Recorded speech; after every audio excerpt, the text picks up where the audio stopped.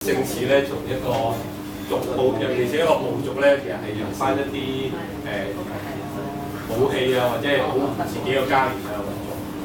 咁呢啲比較得意嘅。咁喺網上，其實網上大家都可以抄到每一個姓氏有個圖騰啊。咁我幫我將啲大姓可以留言俾大家嘅。咁講少少啦，因為其實好得意嘅，因為係咪中國人先有嘅咧？其實唔係又唔係喎，因為我哋港督咧，即係外國人都信個名嘅。咁大家可以睇一睇啦。咁因為其實每一個歷代港督咧，其實都有嗰個名啊。咁就中文名。咁我自己比較深刻印象就金文泰啦。因為點解咧？金文泰其實呢個名咧，其實係佢本身佢個人其實都好精通中文嘅。因為佢自己都香港咧。上任之前其實係學咗一輪中文嘅，其實佢自己本身喺英國嗰邊都修中文。咁金文泰呢個名點解咁深刻咧？因為其實同我哋64卦之中咧，大家知道有個叫卦，有個卦叫地天泰啊。咁我畫出嚟俾大家睇下，地天泰。如果識嗰個易經嗰啲咧，就知啊。呢個地坤為地啊嘛，咁呢個就天咯，咁呢度呢個化出嚟咧就係地天泰。咁呢個卦象係其實喺64卦嚟講，基本上係我自己覺得咧就係最靚嘅一個卦嚟嘅。有亨通啊、大昌之意。咁如果玩卦象嗰啲就會知啦。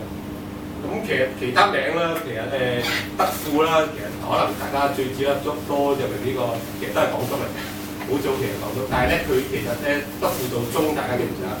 德輔道嗰啲嘅好多街名咧，其實以廣東為名嘅。咁呢個德輔亦都係一個唔錯嘅名。咁佢其實會有出處嘅。咁其實外國人你話係咪好信呢套嘢咧？我覺得係嘅，因為佢其實改名之前咧，佢其實真係揾晒啲專家去研究。咁其他啦，譬如係楊慕琦啊、貝魯啊，咁其實佢個名咧，其實係代表玉嘅。因為棋字咧本身從黃字部咧，其實一陣都會講少少從玉部嗰啲其實係幾好嘅，因為咧可以，如果你譬如個小朋友啊，或者係嗰個人咧，譬如喺個八字之中偏陰或者陰數比較多咧，其實佢容易係一般嚟講出邊都話可能會遇到啲鬼神啊啲咁。咁反而用一啲玉字部嗰啲咧，可以幫佢保平安。咁因有啲例子我會再講。個名唔錯嘅呢兩個都，呢個港督都。咁啊，另外羅富國啦，應該好多人都聽過啦。呢兩個港督。咁呢個港督其實係代表咗富國咧，其實代表咗國泰民安㗎咁嘅意思。咁喺個名字咧，因為其實名嚟講咧分幾部分嘅。咁個字本身又佔有20%啦。咁另外卦象亦佔40%。咁因慢慢會再講多少少俾大家。大輪子應該大家都聽過係咪？咁有幾個醫院啊啲咁樣，好名嚟呢個。咁其實有出處嘅。咁呢個都係有個出處嚟嘅。咁其實本身呢個出處咧，其實唔錯添。咁我哋其實輪子咧，其實大家都接觸過麒麟啦，因為其實麒麟係我哋嘅瑞獸之一嚟嘅。咁佢嘅腳趾其實係代表咗其實係子孫嘅繁衍啊，或者係一個即係祝人家添丁，其實我哋都會用輪子咁樣。咁所以佢呢個名其實亦都係有嘅意義嘅。咁就另外港督啦，咁大家有冇聽過衛奕信啊？衛奕信係啦，咁應該都記唔記得佢之前應該唔係呢個名，記唔記得？第一次佢其實佢一嚟香港咧，咪用呢個名先，有冇記唔記得？係得閒嘅，係後尾改名啊，因為佢好特別嘅呢個港督咧，佢但係點解佢改名咧？咁其實同佢個典故有少少關係，因為佢本身咧就係修中文嘅。中文基礎好嘅，咁其實佢即係本身佢個譯音咧，其實用呢個係得閒呢個名添。咁就呢個名本身其實係你話好唔好咧？其實係佢老師俾佢嘅，因為有副對聯啦，叫德者當以道為本，提進應有穩定之機。咁其實本身個有出處同埋有個對聯咧，其實都唔錯嘅。咁但係咧，我哋中國人都比較即係中意譯音啊或者諧音嗰啲咧，咁又覺得喂個危字喂好似有啲問題喎，個諧音又唔幾好聽喎，字裏好似又有嗰啲鬼神啊，所以其實即係咁佢諗下，其實佢再同佢啲智囊傾過咧，咁就改名啦，因為個名唔係幾吉利。咁因為佢始終殖民地政府咧，其實如果佢個官手都唔係咁好嘅話咧，其實對我哋香港啊都比較大影響。咁所以其實佢後來咧又正咗名，咁正咗名，衛奕信又比較多啲人識啦。咁就有保衞啊、精神啊、信任咁嘅意思。咁改名其實咧係得到呢個香港同埋香港政府同埋當時英國嘅政府同時宣佈嘅。咁其實可想而知，其實名幾緊要嘅啫，因為當時殖民地政府都好關注呢件事情。咁講咗我哋其實啲鬼佬都有我哋呢啲中國名啦。咁咩叫姓名學咧？其實歸翻類啦，其實係一個我自己覺得啦，係一個統計邏輯啦，或者係人生嘅哲學嚟嘅。咁點解咁講咧？其實好有哲理，因為每一個字咧，我哋父母俾我哋呢個字咧，其實係好有含義。我相信每一個人佢出世嗰陣時個姓啊同個名咧，係真係好有邏輯性，或者係個關係性。咁有我哋，譬如我哋父母對我哋嘅期望啦，或者係希望我哋有錢啦，咁都會提一提話，喂，點解改名咧咁有期望性咧？其實希望我哋 BB 嘅健健康康啊，或者係肥肥白白啊咁樣嘅。咁所以其實姓名學嚟講咧，多唔少亦都牽涉到係哲學方面嘅，或者係我哋父母對我哋嗰個關切性嗰啲咁樣。尤其是而家現今啲人咧，好即係希望個小朋友咧贏在起跑線啊，咁啊，所以其實真係好想佢哋個名咧改得好嘅時候咧，就係勝人一籌啊，係快半步。咁中國文化嚟講咧，其實頭先都講啦，有圖像其實圖騰嚟嘅，咁就去到我哋個文字之中咧，其實我哋文字啊本身造字咧，根據許慎《說文解字》都有講啦，就有呢6種嘅方法去造字嘅。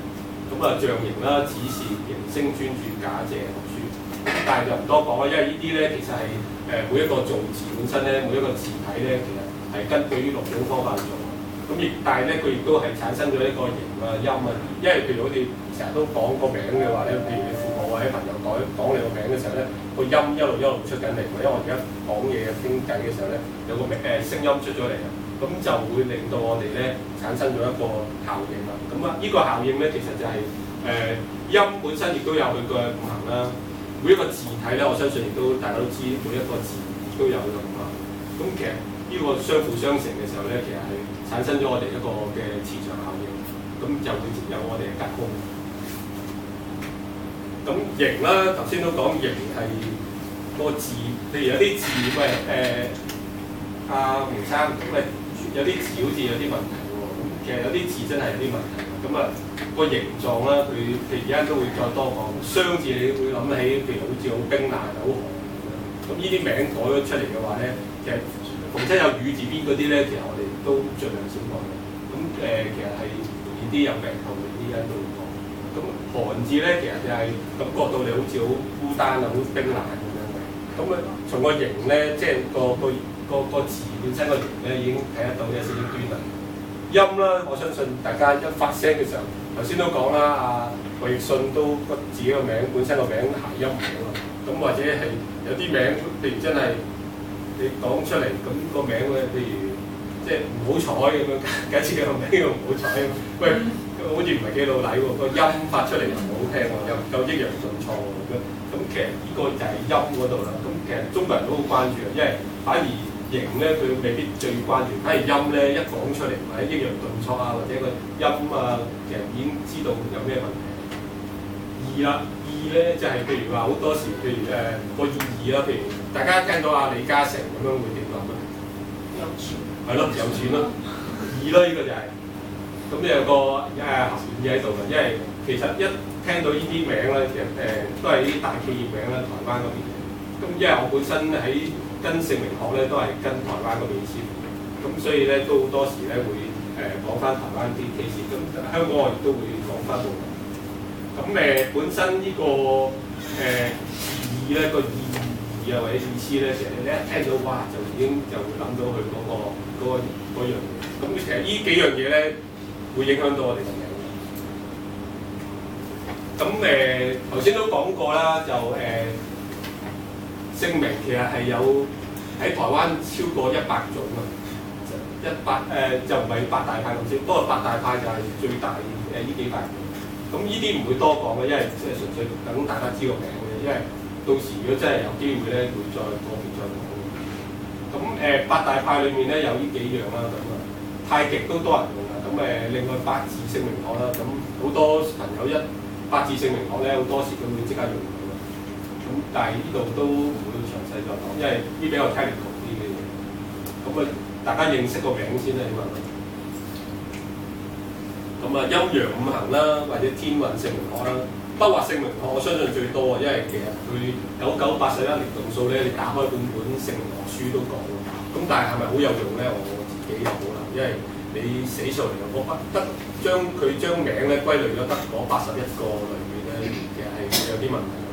因為其實名係千變萬化啦，大家都知，無論易經都好啦，易經係從日元啫嘛，其實變化無常。你冇理由一個名將佢定咗格，咪得嗰81種咁樣，咁其實未必好合理咯，我自己覺得。咁大家要留意啦。咁就三才五格都好多人講啊，天格、地格、人格。咁就生肖姓名學，我相信好多都接觸到㗎啦。譬如龍年就唔好改個九爪邊咁字啊，或者係龍咧要飛上天啊咁樣，所以有啲字佢龍係有啲字係中意啲嘅，有啲字佢又真係。咁呢度就喺生肖姓名學，咁台灣嗰邊都好中意。咁反而比較少人認識咧，就係易經卦象姓名學。咁易卦其實我自己就好關注，因為本身無論占卜又好咧，或者係八字都好咧，佢可以化翻做易卦，可能都未必知。咁但係咧，我自己覺得易卦嗰個重要性係比較大嘅。咁有好多例子，譬如頭先講嗰啲。兩個特首當時選嘅時候咧，其實個易卦嗰度已經睇得到佢邊個勝負。咁大家其實改名有冇期望嘅？咁我相信為人父母其實都好多有啲寄望啦。咁其實不外乎幾樣啦。其實都係想讀書叻㗎啦，我相信係咪？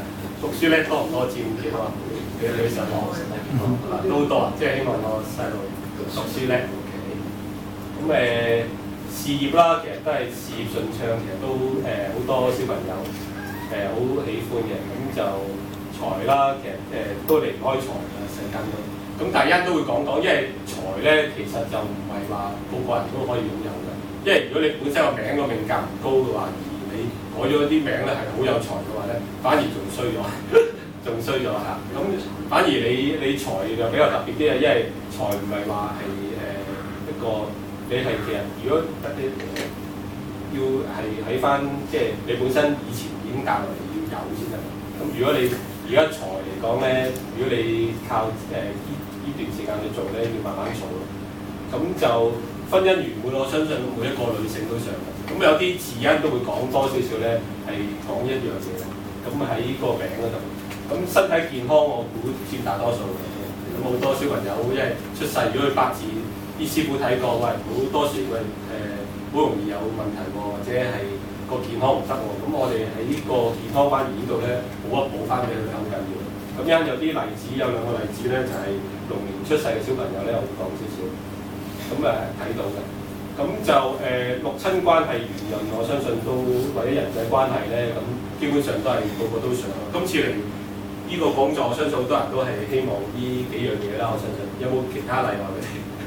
都係差唔多啊，即係其實都包括晒嘅改名其實，尤其是小朋友改名其實都係呢幾類大嘅。咁一陣會送啲字俾大家嘅，每一個裏邊都，咁可以放心。咁出世嗰陣時，小朋友咧改名，你哋有咩要關注？有冇諗過？其實都不外乎生肖啦、生年啊嗰啲咁。八字啦，係啊，八字其實睇八字或者紫微斗數，其實都睇到嘅。個父母，其實我想反而講多少少咧，就係你如果唔識八字或者唔識呢個紫微斗數，知唔知道同個父母個關係點咧？其實如果譬如好簡單，父母係龍年嘅，或者係虎年嘅，咁佢第一佢唔可以衝先啦，即係如果衝嘅，譬如好簡單，虎年嘅父母嘅出世，咁佢個 BB 如果係佢後年嘅，咁就有問題㗎呢個，因為我哋叫人生衝喺八字之中，咁咁呢個係人生肖咁啊，少聽嘅。呢個其實同生肖其實生肖應該電視好多講㗎啦，我相信大家都知得多㗎。譬如好似好簡單虎年嘅咁啊，其實佢正沖咧，其實就係呢個我哋叫正沖啦，就係呢個猴年。佢相17年嘅。係啊，啱。呢個人啦，呢個就係12地支嘅人啦，呢個申啦。咁已經沖啦。咁其實如果父母佢係譬如簡單，我舉例叫甲人，即係74年啦出世嘅，咁其他字唔知啦。咁佢如果啱啱個細路嗰一年出世，新年出世，咁咪沖咯。咁咪變咗個父母一定係個運程上咁樣。嗰啲未必出世得。即係嗰年你唔好考慮出世。你講翻父母㗎？會㗎，因為細個應父母先嘅。咁喺我哋研究心得中，咁除咗呢個年柱之外咧，其實日柱都好緊要。如果譬如日柱係出現咗，不過呢個就未必大家咁容易知啊。呢個你要查嗰啲萬年曆啊，或者八字嗰啲系統書咧。咁如果呢個咧日柱其實代表自己嘅，日柱反而係代表自己嘅。好多時我哋其實出邊電視又好，都係講話柱緊要啦嘅。我自己研究心得，呢兩個都要睇。咁呢兩個如果都係沖嘅話咧，嗰年其實唔出世㗎啦。咁呢就係嗰個生肖同埋嗰個年份要注意啦。